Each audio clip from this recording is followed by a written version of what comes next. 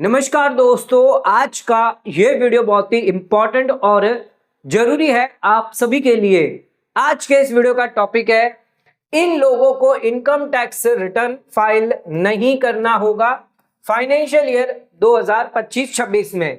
तो कौन सा फाइनेंशियल ईयर है? फाइनेंशियल ईयर है आपका 2025-26, जो होता है आपका असेसमेंट ईयर 2026-27 है। ध्यान रखिएगा, ये फाइनेंशियल ईयर स्टार्ट होता है 1 अप्रैल 2025 से लेकर 31 मार्च 2026 तक। और इसकी आईटीआर जो आप फाइल करते हैं इस पूरे साल में, जो भी इनकम आपकी होती है, आईटीआर फाइल करने की डेट होती है नॉन ऑडिट वालों के लिए 31 जुलाई 2026 है। यानी ये आपके असेसमेंट ईयर 26-27 में आईटीआर फाइल की जाती है। तो 31 जुलाई जो है नॉन ऑडिट वालों के लिए आईटीआर फाइलिंग की डेट होती है।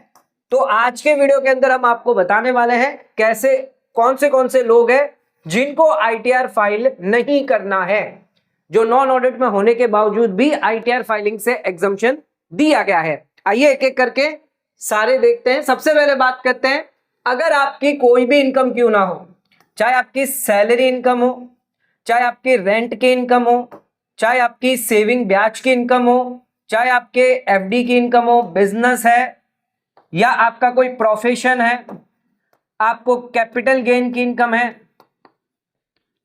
ध्यान रखिएगा, यहां पर आपकी कोई भी इनकम क्यों ना हो, अगर आपकी इनकम जो है बिलो बेसिक एग्जम्पशन लिमिट हुई तो उस केस में आपको आईटीआर फाइल नहीं करना है। तो टोटल इनकम जो ये है आपकी, ये हो गई टोटल इनकम, बिलो हुई बेसिक एग्जम्पशन लिमिट, तो इस केस में आपको आईटीआर फाइल नहीं करना है। अब बेसिक एग्जम्पशन लिमिट क्या है ये भी जान लेते हैं। अगर आप ओल्ड रिजिम में जाते हैं, नॉन सीनियर सिटीजन यानी अगर आपकी एज 60 साल से कम है, सीनियर सिटीजन यानी 60 साल से ज्यादा और 80 साल से कम है, सुपर सीनियर सिटीजन यानी 80 साल से ज्यादा है। तो जो लोग नॉन सीनियर सिटीजन है उन लोगों के लिए बेसिक एग्जम्पशन लिमिट 2.5 लाख की रखी गई है। अगर आप सीनियर सिटीजन है तो 3 लाख और सुपर सीनियर सिटीजन है तो 5 लाख। न्यू रिजिम की बात करें तो यहां पर सभी सिटीजन्स के लिए, चाहे सीनियर सिटीजन हो, नॉन सीनियर सिटीजन हो या सुपर सीनियर सिटीजन हो, 4 लाख की बेसिक एग्जम्पशन लिमिट होगी आपके लिए फाइनेंशियल ईयर 25-26 में। तो इस केस में आपको इनकम टैक्स रिटर्न फाइल नहीं करना है। अब इसमें एक चीज और है, बेसिक एग्जम्पशन लिमिट कैलकुलेट करते वक्त यानी 2.5 लाख, 3 लाख, 5 लाख और ये 4 लाख अगर आपको कैलकुलेट करना है तो डिडक्शन जो भी दिए गए हैं एटीसी से एटीयू, इसको हम कंसिडर नहीं करेंगे। जो भी एग्जम्पशन होते हैं कैपिटल गेन के 54, 54F, ईसी, इसको भी कंसिडर नहीं करेंगे। अगर आपकी कोई एग्जम्प्ट इनकम होती है, जैसे एग्रीकल्चर इनकम हो गई, स्कॉलरशिप हो गई, गिफ्ट आपने रिसीव करी है, ये सभी एग्जम्प्ट इनकम है, इसको भी कंसिडर नहीं किया जाएगा। एक एग्जांपल के थ्रू समझते हैं। मान लीजिए आपकी टोटल इनकम जो है वो है 5 लाख रुपए। अब यहां पर आपका ये हो गई आपकी ग्रोस टोटल इनकम। अब यहां पर आपने एटीसी का डिडक्शन यानी एटीसी में निवेश किया था तो वो आपको 1.5 लाख रुपए का मिल जाता है। फिर आपने एटीडी मेडिक्लेम लिया हुआ है, उसमें आपको 50,000 की छूट मिल जाती है। टोटल ये 2 लाख की छूट यहां पर मिल गई। तो आपकी नेट टोटल इनकम कितनी हो गई यहां पर? 3 लाख। और अगर आप सीनियर सिटीजन है, मान लीजिए आपकी एज 62 ईयर्स की है, आपने ओल्ड रिजीम लेके रखा है, तो ये 3 लाख है और यहां पर आपकी एग्जम्पशन लिमिट क्या है? 3 लाख की। तो आपको लगेगा मुझे इनकम टैक्स रिटर्न जो है वो नहीं फाइल करना है, लेकिन ऐसा नहीं है। आपको ये एटीसी वाले, एटीसी से एटीयू के जो डिडक्शन है ये कंसिडर नहीं करने हैं। आईटीआर फाइलिंग पर्पस के लिए आपको ये कंसिडर नहीं करने हैं। आपकी इनकम कितनी मानी जाएगी? ये 5 लाख रुपए जो है वो मानी जाएगी। वैसे ही अगर आपकी कोई एग्जेम्प्ट इनकम होती है, ये हो गई आपकी टैक्सेबल इनकम। मान लीजिए टैक्सेबल इनकम है आपकी 3 लाख की और एग्जेम्प्ट इनकम है आपकी 5 लाख की। टोटल इनकम कितनी हो गई? 8 लाख। तो यहां पर आपको लगेगा कि आपको आईटीआर फाइल करना मैंडेटरी है, लेकिन न्यू टैक्स रेजिम में 4 लाख रुपए आपकी बेसिक एग्जम्पशन लिमिट है, 4 लाख से कम है, 3 लाख है, तो इस केस में आपको आईटीआर फाइल नहीं करना है। साथ अगर आप एग्जम्पशन लेते हैं 54, 54F, 54EC में, मान लीजिए आपने कोई प्रॉपर्टी बेची है, आपने प्रॉपर्टी बेची है 1 करोड़ की, इसकी कॉस्ट जो थी वो थी आपकी 50 लाख की। तो आपका कैपिटल कितना गेन हुआ, long term capital gain 50 lakh हुआ। अब यहां पर आपने जो है लॉन्ग टर्म कैपिटल गेन जो है वो यहां पर एग्जम्पशन ले लिया, कौन से सेक्शन के अंदर, सेक्शन 54 के अंदर आपने पूरा का पूरा 50 लाख का एग्जम्पशन लिया, आपकी नेट कैपिटल गेन कितना हुआ, निल।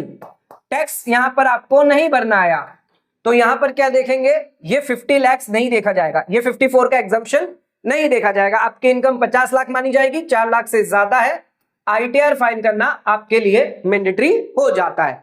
तो इस तरह से आपको कैलकुलेशन करना है। नेक्स्ट आ जाते हैं अपने, अगर आपकी सिर्फ सैलरी और पेंशन इनकम है तो आपको आईटीआर फाइल नहीं करना है। Total salary, pension income below basic exemption limit और स्टैंडर्ड डिडक्शन लिमिट को मिलाकर है, ना ही कोई टैक्स बन रहा है, तो आईटीआर फाइल आपको नहीं करना। ध्यान रखिएगा, कोई कैपिटल गेन, ब्याज या फिर बिजनेस की इनकम नहीं होनी चाहिए, ना ही कोई टीडीएस आपका कटा है। अगर टीडीएस कटा है तो रिफंड नहीं लोगे तो यहां पर आप एग्जम्पशन आपको मिल जाएगा, लेकिन आईटीआर में अगर आपको रिफंड लेना है तो आईटीआर फाइल करना मैंडेटरी है। आपकी सिर्फ सैलरी, पेंशन इनकम होनी चाहिए, source of income. Old regime में कितनी बेसिक एग्जम्पशन लिमिट आपके लिए रहेगी, अगर आपकी सैलरी और पेंशन है तो ध्यान रखिएगा 60 साल से कम है तो 3 लाख रुपए, 60 साल से 79 ईयर्स की 3.5 लाख रुपए, और 80 साल से ज्यादा है तो 5.5 लाख रुपए, यानी यहां पर एक्स्ट्रा 50,000 का आपको स्टैंडर्ड डिडक्शन मिल जाता है। न्यू रिजिम की बात करें सभी कैटेगरी के लिए 4,75,000, यहां पर आपको 75,000 का स्टैंडर्ड डिडक्शन एक्स्ट्रा दिया जाता है। जो ये स्टैंडर्ड डिडक्शन जो है वो आपको बेसिक एग्जम्पशन लिमिट में कैलकुलेट करना है। मान लीजिए आपकी मंथली जो पेंशन या सैलरी इनकम है और ये है आपकी ईयरली पेंशन या सैलरी इनकम, एज कितनी है 35 साल की, तो 25,000 रुपए तक की होगी, तो उस केस में आपको आईटीआर फाइल नहीं करना है, मंथली सैलरी, और 3 लाख तक सालाना। अगर आप सीनियर सिटीजन है तो 29,160 और 3.5 लाख रुपए सालाना। अगर आप सुपर सीनियर सिटीजन है तो 45,800 और 5.5 लाख रुपए साल में पूरे होने चाहिए। अगर आप न्यू रिजिम में है, सभी कैटेगरी की एज है आपकी, कोई भी एज हो आपकी, 39,580 की मंथली सैलरी तक आपको इनकम टैक्स रिटर्न नहीं फाइल करना है। सालाना की बात करें तो 4,75,000 रुपए, तो ये मंथली सैलरी है, ये ईयरली सैलरी है, इतनी लिमिट के अंदर अगर आपकी होगी, ये एज क्राइटेरिया दिया गया तो उसके इसमें आईटीआर फाइल आपको नहीं करना है। नेक्स्ट आ जाते हैं, आपकी अगर सिर्फ ब्याज की इनकम है, कई लोग यहां पर सिर्फ ब्याज की इनकम कमाते हैं, एफडी, सेविंग, पोस्ट ऑफिस में निवेश करते हैं, तो ध्यान रखिएगा अगर आपकी सिर्फ यहां पर सेविंग के ब्याज की इनकम है, एफडी के ब्याज की इनकम है, या सीनियर सिटीजन है तो सीनियर सिटीजन सेविंग स्कीम में निवेश किया है, एमआईएस स्कीम में निवेश किया है, आरडी हो गई, एनएससी स्कीम हो गई या पीपीएफ स्कीम हो गई, अगर आपकी टोटल इनकम इन सभी को मिलाकर जो ब्याज की इनकम आपकी होगी वो एग्जम्पशन लिमिट से अंदर है, तो उस केस में ध्यान रखिएगा अगर न्यू रिजिम है तो 4 लाख है तो आईटीआर फाइल करना आपके लिए मैंडेटरी नहीं है। पीपीएफ इंटरेस्ट आपके लिए टैक्स फ्री होता है। अगर आपका कोई टीडीएस डिडक्ट होता है, ये आपकी इनकम जो है वो कम है, टीडीएस अगर डिडक्ट होता है उसके बावजूद भी आपको आईटीआर फाइल नहीं करना, लेकिन टीडीएस का क्लेम लेना है तो आईटीआर फाइल करना जरूरी है। एक एग्जांपल से समझते हैं, आपकी बैंक की सेविंग की अकाउंट की इनकम है 20,000 रुपया, एफडी आपने कराई उसका ब्याज आ रहा है 2,40,000, आरडी कराई है उसका 50,000, पोस्ट ऑफिस की एमआईएस स्कीम में 60,000 रुपया आ रहा है, एनएससी स्कीम में आपको 30,000 का ब्याज, पीपीएफ का आपका 40,000 का, टोटल इंटरेस्ट कितना हुआ 4,40,000। लेकिन ध्यान रखिएगा पीपीएफ का इंटरेस्ट आपके लिए एग्जेम्प्ट होता है जिसको हमें कम करना है, तो 40,000 कम करके हमारी नेट टोटल टैक्सेबल इनकम कितनी हो गई, इंटरेस्ट कितना हो गया 4 लाख। न्यू रिजिम में 4 लाख बेसिक एग्जम्पशन लिमिट के अंदर आ जाता है, यहां पर आपको इनकम टैक्स रिटर्न फाइल नहीं करना है। तो आपकी सिर्फ ब्याज की इनकम है तो वहां पर आपको फायदा बेनिफिट मिल जाता है। एग्जम्प्ट इनकम जो है पीपीएफ का 40,000, इसको आपको कंसिडर नहीं करना है क्योंकि ये आपकी एग्जम्प्ट इनकम है, तो टैक्सेबल इनकम जो वो बेसिक एग्जम्पशन लिमिट से ज्यादा नहीं होनी चाहिए। अगली आ जाते हैं, अगर आपकी सिर्फ एग्जम्प्ट इनकम है, ध्यान रखिएगा अगर आपकी सिर्फ एग्जम्प्ट इनकम है, कोई भी टैक्सेबल इनकम नहीं है, आईटीआर आपको फाइल नहीं करना है। आइए देखते हैं एग्जम्प्ट इनकम का मतलब क्या है, इनकम जिस पर हमें कोई भी टैक्स नहीं देना है। अगर आपकी सभी इनकम जो है वो टैक्स फ्री एग्जम्प्ट है तो आईटीआर फाइल करने की जरूरत नहीं है, चाहे वो पीपीएफ हो, सुकन्या समृद्धि योजना हो, इंटरेस्ट और मैच्योरिटी 100% आपका टैक्स फ्री होता है। टैक्स फ्री बॉन्ड है वो भी आपका फुल्ली एग्जम्प्ट होता है, एलआईसी की मैच्योरिटी, ईपीएफ का ब्याज, मैच्योरिटी ये भी आपके लिए एग्जम्प्ट, स्कॉलरशिप आपको मिली है, एग्रीकल्चर इनकम हुई है, गिफ्ट आपको मिला है रिलेटिव से, मैरिज में गिफ्ट मिला है, विल है, इनहेरिटेंस में पैसा मिला है वो भी आपके लिए एग्जम्प्ट है, फैमिली पेंशन मिल रही है आर्म्ड फोर्स वालों को ये भी exempt, gratuity, leave travel allowance, VRS, voluntary retirement scheme के तहत आपको मिल रहा है, कंपनसेशन मिल रहा है ऑन रिट्रेंचमेंट, रेंटल इनकम आपको मिलती है एग्रीकल्चर लैंड से, या आप एनआरई अकाउंट है जहां पर सेविंग अकाउंट है, एफडी अकाउंट है, ब्याज मिल रहा है, वो भी आपके लिए एग्जम्प्ट होता है। अगर कोई माइनर चाइल्ड है तो अप टू 1500 पर चाइल्ड आपको एग्जम्पशन मिल जाता है, जो पेरेंट्स है उनको ये एग्जम्पशन दिया जाता है।